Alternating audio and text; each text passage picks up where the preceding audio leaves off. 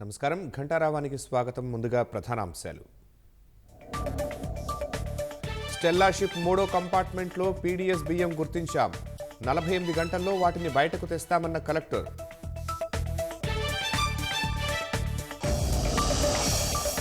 Perni Nani godown నుంచి ration బియ్యం తరలింపు. 185 టన్నులు మాయమవడంతో అధికారుల చర్యలు.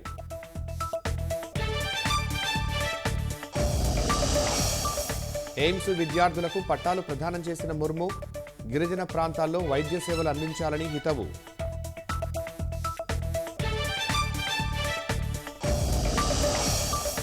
ఎయిమ్స్ అభివృద్ధికి మరో 10 ఎకరాలు కేటాయిస్తామన్న సీఎం. అత్యాధునిక సేవల్లో దేశంలో అగ్రస్థానంలో నిలవాలని ఆకాంక్ష.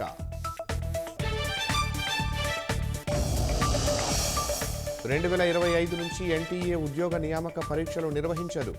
ఉన్నత విద్య ప్రవేశ పరీక్షలకే పరిమితం అవుతుందన్న కేంద్రం.